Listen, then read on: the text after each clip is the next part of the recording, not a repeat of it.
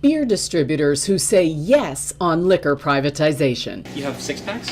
No, by law, we're only permitted to sell by the case. Oh. We do have 10-ounce cans and 8-ounce cans, but if you're looking for 6-packs, you have to go to a restaurant. Pennsylvania beer distributors are frustrated. Daily, they lose customers who come in and ask for 6-packs, which they cannot sell under Pennsylvania's restrictive liquor laws. At Corinch's Beer in Lebanon, John Corinch looks forward to liquor privatization as long as he's able to compete.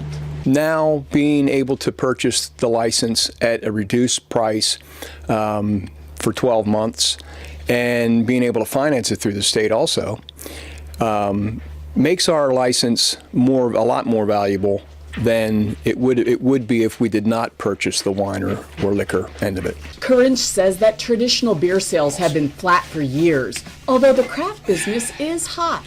But customers want to try individual microbrews first to see if they like the flavor, and they can't do that when they're forced to buy a case. Because who wants to spend, $30 for a case of beer and they might not like it? Under those same antiquated Pennsylvania liquor laws, customers can't buy wine and liquor at the beer store.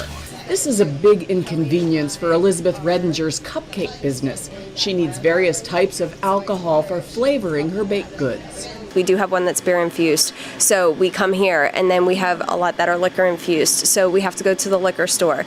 We have to go to the grocery store. We do a lot of bouncing around. The Pennsylvania Senate's holding hearings on a bill to end state control over wholesale and retail wine and liquor sales.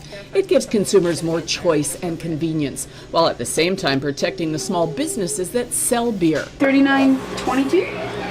Got it. Cheryl Umberger, who owns Wet Your Whistle Beer in Lebanon, sees great potential in the bill, and she's excited that some concessions have been made for the little guy, so she can afford the new license to also sell wine and liquor. Well, the state is going to be selling us those wine and spirit licenses at an extremely reduced rate. So just out of the gate, you have equity in that license. Depending on the county, a beer distributor will pay about $37,000 to $97,000 for a license to sell both wine and spirits. But newcomers would have to pay $240,000 to $450,000, about 5 or 6 times as much. Beer distributors get low-rate financing from the state and 4 years to pay it off. Not only that, beer distributors are the only ones allowed to buy wine and spirit licenses for an entire year, allowing them to build up their clientele before they have competition. Cheryl knows she'd have to expand the size of her shop and buy inventory, but a lender assured her she can get a commercial loan. She already branched out from beer to at-home brewing supplies. Now she sees selling wine and liquor as her next step. And people want small businesses to succeed. I think that we have an opportunity to do that in our markets. We're going to be the only ones that can remain as package stores.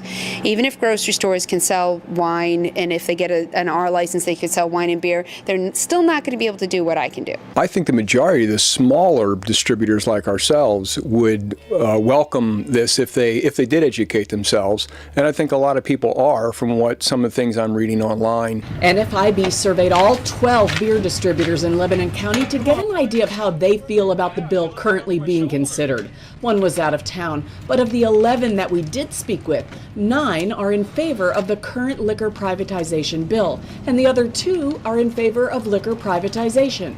But they want more assurances about the number of licenses granted, how many big box stores will get them, and one wanted more time before the licenses are opened up to others. The Pennsylvania General Assembly already passed a law that allows grocery stores to have a liquor license if they have a restaurant.